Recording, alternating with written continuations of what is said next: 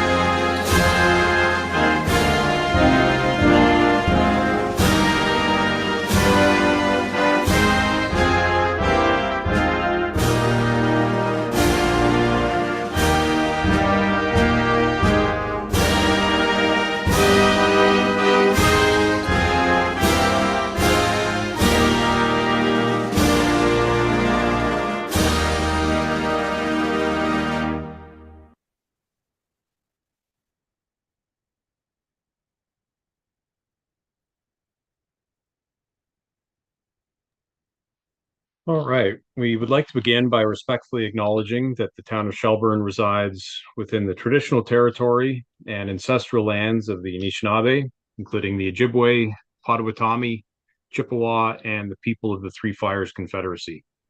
These traditional territories upon which we live, work, play, and learn are steeped in rich Indigenous history and traditions, and it is with this statement that we declare to honor and respect the past and present connection of Indigenous peoples with this land, its waterways, and resources. Are there any disclosures of pecuniary interest for this evening? No? Okay. Can I have a motion then to approve the minutes from our July 14th regular council meeting as presented? Moved by Councillor Sample, seconded by Councillor Guichardi. Any discussion on those? All in favor? It's carried. I don't think there's any member of the public logged on. Were there any questions submitted? No, sir, no questions this evening. Okay. All right, we do have a proclamation this evening for Childhood Cancer Awareness Month. And the proclamation reads as follows. Whereas approximately 10,000 children are living with cancer in Canada today, each year about 1,500 cases are diagnosed. Because of significant advances in therapy, 82% of these children will survive 5 years or more. Childhood cancer remains responsible for more deaths from 1 year through adolescence than any other disease. Whereas families facing the journey of childhood cancer need the best possible medical, financial, and emotional support we can provide, every family touched by childhood cancer needs support from its relatives, neighbors, teachers, and community. Parents need the understanding and compassion of their employers. Brothers and sisters need special consideration both at home and at school. And young cancer patients themselves need every opportunity to express and pursue the dreams that are the hallmark of childhood and the hope that cancer can be beaten. And whereas this month we recognize the dedication and hard work of all those scientists, healthcare professionals, parent organizations, and volunteers who are working to overcome childhood cancer and assist these families, we admire the support and we support the courageous youth and parents who struggle with this disease. And whereas we applaud and commend the dedicated volunteers at Candlelight Simcoe Parents of Children with Cancer for the work they do for families of children with cancer in our region, now therefore, I, Mayor Wade Mills, on behalf of council, do hereby proclaim July 2025 as Childhood Cancer Awareness Month in the town of Shelburne.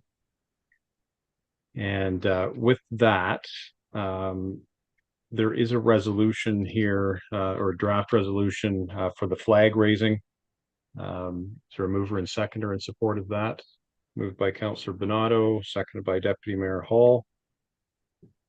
All in favor? And that's carried. Okay. Were there any council inquiries for this evening?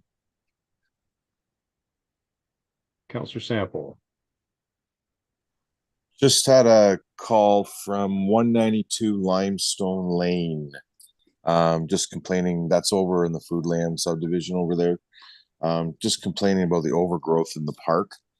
I think they were in talking to the town about it, but I wasn't sure, but he called me and touched base and say it's just getting really bad. I don't know if there's anything that we can do with that area or not. I don't think we've assumed that subdivision yet, so I don't think we can do anything, but I noticed to the builder or something, maybe, I don't know, but through your worship, we did have complaints come into the office last week on that, so we did remind Fieldgate that we haven't assumed that yet. They were letting it kind of establish itself, but it was getting pretty long. They did knock it down late last week, so it has been knocked down. I was over and checked it today, took some photos of it, so it is under control now. thank you. I just didn't make it there today, that's all, so thank you. Anybody else? Councillor Gishardi. Yeah, just a quick kudos to the staff and to Jim. The line painting and bicycle markings are looking good on the pavement. Thank you. I'll pass that on to staff. Thank you. Thanks. Councillor Wagner. Thanks so much. It's not really a question for staff. I guess it's just more of a statement for anyone who's watching. There does seem to be a little bit of an issue going on with 325 William Street and illegal dumping. There was a quite a large pile, I guess you could say, by the mailboxes there for a little while, and we were able to get that cleaned up and removed. And now there does seem to be like it's starting again. So I guess I don't think there's a whole lot we can do as the town. I mean, I've already sort of submitted something with regards to trying to get the second pile cleaned up. But just this, sort of notice to the community that, please don't illegally dump. It doesn't look pleasant, and it hurts taxpayers when we have to use the money to take those items to the dump. It is a condominium corporation in there as well, so if it's not the town's responsibility to take that to the dump and the condominium corporation does it, it affects every member in that community with regards to their payment that they have to pay for the condominium fee, and that affects those who are renting as well, because when the landlord has to pay more, so do you. So we're not 100% sure where it's coming from, but just as a PSA, please don't illegally dump. It's there are ways to get your garbage to the dump, and the community is very helpful. If you can't afford it or you can't get it there because you don't have a truck, you can always reach out on Facebook. I'm sure someone will step up and give you a hand. Thanks. Okay. Jennifer, did you want to add something there? Just through your worship, just a friendly reminder that Thursday is large garbage collection day. So if you see large items out, that could potentially maybe be, but if there is an issue, by all means, just have them reach out to bylaw as well, and we'll see what we can do to help out. Okay. All right. Any other inquiries? Okay. And just a correction, I'm struggling with my dates apparently tonight. I think when I read that proclamation, I think I said July. Childhood Cancer Awareness Month is actually September. So we're just doing it in lots of advance notice. Okay, we'll move on to the first report then. It is a report from our treasurer, and it's water and wastewater policy amendment. So I'll turn that over to Carrie. Hi, and thank you through the mayor. Can everybody hear me? Yep. Okay. So staff are bringing forward another amendment to the water and sewer collection policy, and it's for varying reasons, but what we're finding is that there is an increase in the number of shutoffs that we're experiencing during the months that we are able to shut off. water. And in June, we sent out 235 notices. 52 shutoffs occurred, and 23 of which extended over the weekend. So you can imagine, with the staff resources we have, trying to facilitate all of that has slightly become unmanageable. And we're looking to condense the process a little bit. And this is going to be a trial period. So we're hoping that if we do this in August and then do it again in October, we'll have a better feel of how that's working for us and whether or not we'll recommend more changes for 2026. So some of the things that we're experiencing is just it's mostly due to the volume and trying to administer payment arrangements, keeping on track of payments that property owners or tenants have made, so that the list that we send out to the team in the field is as accurate as it can be for actually shutting off service. What we're finding, though, initially we thought giving more notice was a good thing. There's a pattern occurring, and we have repeat, I don't want to say the word offenders, but for lack of a better word, who now know the process, and it's a little bit awkward for staff in the office, and as well as the utilities crew that have to go out and actually perform the shutoff. If the homeowners know exactly what day we're coming, we're finding that they take the day off work and stay home and park their car over the curb stop.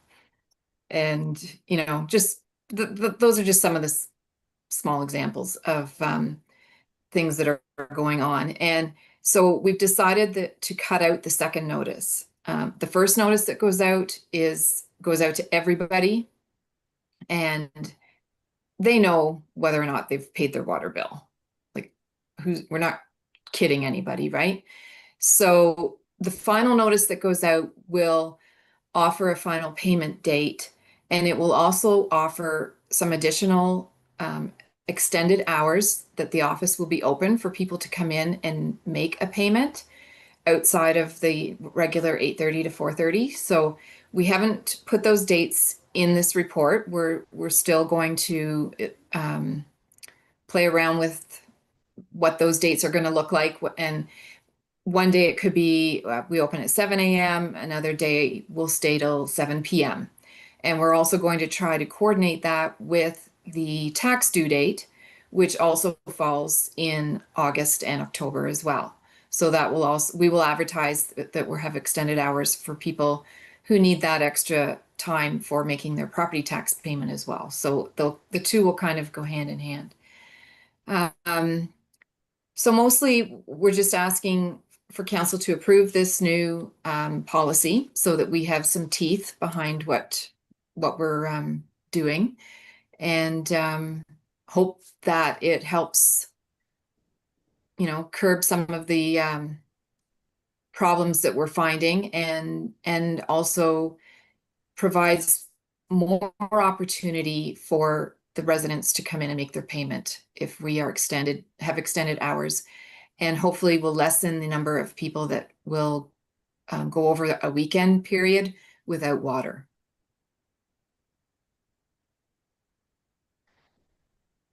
Okay. I don't know. Any Councilor questions? Donato?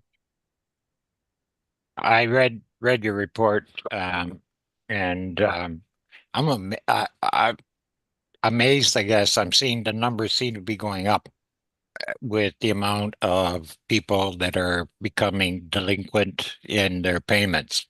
I mean, we do offer them the opportunity to have monthly pre-authorized payments. We offer quite a bit of different options for them, and still at the end of the time, they seem to not have. And I guess could be due partially to the amount of pressures they have on them, maybe mortgage payments and everything else. Are we also finding the same scenario starting to happen with our taxes? Can I ask that question? That we're seeing that they are also increasing in the same scenario as the water issues are.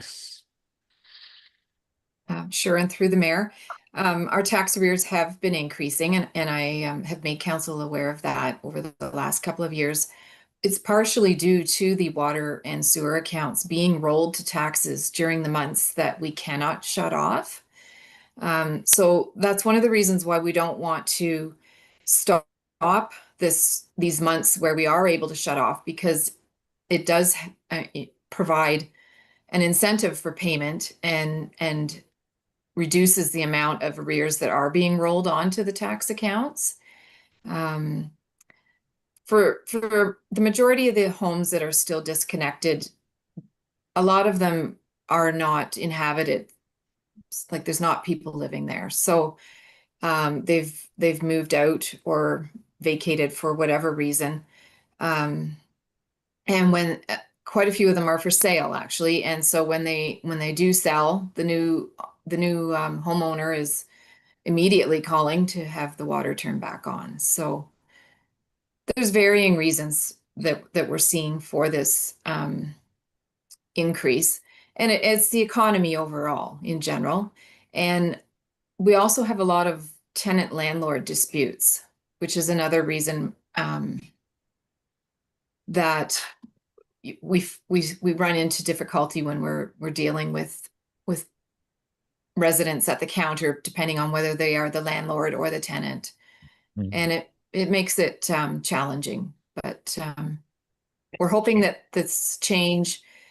So the final notice that goes out, it's not going to give a date of cutoff.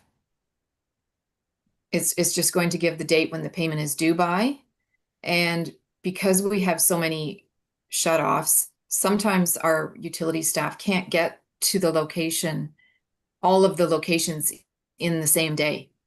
Mhm. And we are also working, we're GPSing all the pinpoints for all the curb stops, so that when the team goes out, they're not searching the property for the curb stop. Have it so that it's more identifiable. They can get on and off the property quicker and not spend time wandering around trying to find the shut off in somebody's lawn. And that's also just for, safety reasons as well, that the less time you're on somebody's property, the better. And we do have a lot of residents calling the emergency number after hours. When they get home and they find their water shut off, they phone the emergency line, but it says right in the notice that's left on their door that phoning the emergency line will not get your water turned back on, because we have to have received the payment first. So we're trying to, by extending the hours, the office is open. We're hoping that will lessen the number of calls that the after hours phone is receiving. One more question, if I can, Carrie. The delivery of the notices, are they being done by our water staff, or are they being done by who's delivering them? Both the utility staff that are out in the field, as well as administration staff, because there's so many notices. I was going to ask that question, because if it was just our utility staff, they'd be overwhelmed just delivering notices at 243, never mind doing shutoffs. They wouldn't be able to do that. And I also like the idea of not doing the shutoffs so that they end up over a weekend, rather being done at the beginning of the week. So I'm fully supportive of this, and I'll move the motion to support it. All right, is there a seconder for that? Councillor Fegan, okay.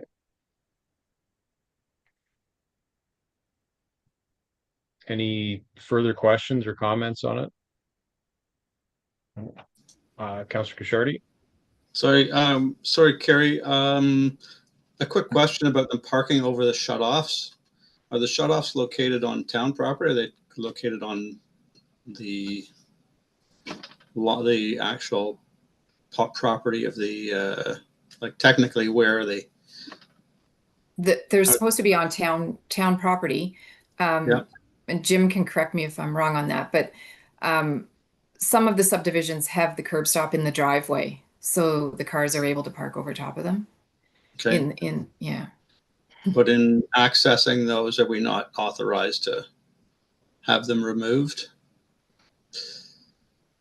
Because they're blocking a town utility by having them towed out of away from the stop so we can perform the shut off. I don't think so. We're not allowed to. Okay. Just Yeah. asking. It's Okay, so the motion has been moved and seconded, and it's just for clarity, it's to receive Carrie's report and to adopt the amended policy. All in favor? And that's carried. Okay. All right, next report, also from our treasurer, setting out the 2026 budget schedule, which is a little different this year in order to sort of coincide with the changes through the strong mayor's powers. So Carrie and I've talked about it a little bit and said, you know, this year to some extent will be trial and error, but I'll let Carrie sort of walk through what we're proposing. Thank you, and through the mayor. So council will recall that on May 26th, the mayor passed a mayoral directive which authorizes the CAO and myself, the Director of Financial Services, to prepare the 2026 budget for council and to present the draft budget to council in accordance with the timelines noted in the 2026 budget schedule. So the budget schedule is similar to previous years. We just had to amend it a bit to get in some of the legislative changes that allow for amendments to the budget. So I think for the most part, with this term of council, it will seem very similar. So the October 27th meeting where we would actually present the budget to council would be considered an official mayor's budget that's been tabled, and that meeting has been set aside so that the whole evening is just budget discussions, so that we can make changes and hopefully by the end of the meeting have a budget that everybody is happy with. And following that meeting, that starts the clock ticking for the legislative changes which allow for council amendments and the mayor's veto period, and then a council's override period of the mayor's veto. So those dates were legislated to be 30 days, 10 days, and 15 days respectively. So we've lowered them, cut them in half for the most part, and made sure that they fall on a weekday so that the end of that period does not fall on a weekend. And there's also the opportunity in there for a special meeting to be held November the 3rd if the budget is not agreed upon at the October 27th meeting. There's still a week in there that we can have council amendments to the budget. And but the time clock is still already ticking for that. And then hopefully by November 24th, we would be able to present basically a council adopted budget to the public, or a council supported budget to the public. By that time, any changes would have to have already been ratified. And it also means that the November 10th meeting probably won't have any budget discussions on it at all, unless there is a council amendment that is needed. And as long as any amendments that are not vetoed, then we would still be able to adopt the 2026 budget in December. Having said all that, anything can get pushed out. we may not have the budget ready by October 27th, but this gives us a timeline to go through and hopefully have the budget adopted before the February deadline, where everything reverts back to normal if you don't have a budget passed by then. So. All right. Everybody clear on that? Oh, and another change that we made too, which will free up a council meeting, is for the grant funding, the municipal grant funding process. Instead of all of the applicants coming to that first meeting in September and presenting to council as a whole, they will just present to the committee, the grant funding committee, and only those applicants where it's a new application or a returning application that has something new in it or different that they want to report that they've, if they've changed something, that they're going to be using that funding for. So the grant committee will then supply their recommendations to finance, and we will incorporate those into that first draft budget that council will see on in October. Okay. All right. Any questions on that? No. Okay. So the draft motion then is just simply to receive Carrie's report, to authorize council's reduction of the time period as set out in the legislation, to pass a resolution making an amendment to the proposed budget from 30 days to 15, reducing the time period set out, to override a mayor's veto of an amendment from 15 days to 6 days, and then finally just for council to approve the 2026 schedule as presented. So mover and seconder, Councillor Sample, seconded by Councillor Fegan. All in favor? And that's carried. All right. All right. Thanks. And the last actual item on here is a request from the Shelburne Ethnic Group, looking for us to waive some fees for the use of Grace Tippling Hall August 17th. I guess the difficulty here is our policy when it comes to waiving fees limits it to $500, and any request over and above that, as per our policy, is to direct those individuals to our grant funding process.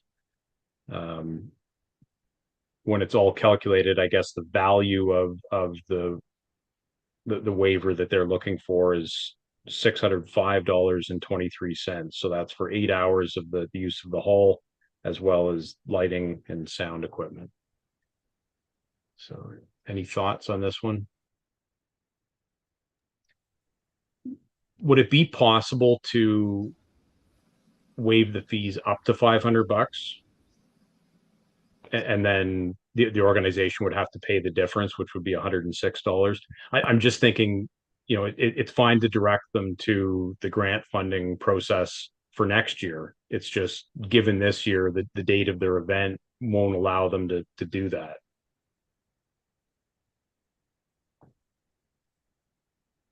We'd have to make alter the motion though, wouldn't we? Yeah, well, the motion that's in here is it's just to receive just to receive for yeah. So, information. I mean, we could receive the request, grant the request up to $500. I think that's probably the cleanest way to do this. I mean, being a new event, they probably aren't flush with cash, because the first time they've done it, that'll allow them at least to do it, and then next year they can apply. Like this August, actually, they can apply for grant funding for next year. Does that make sense to everybody?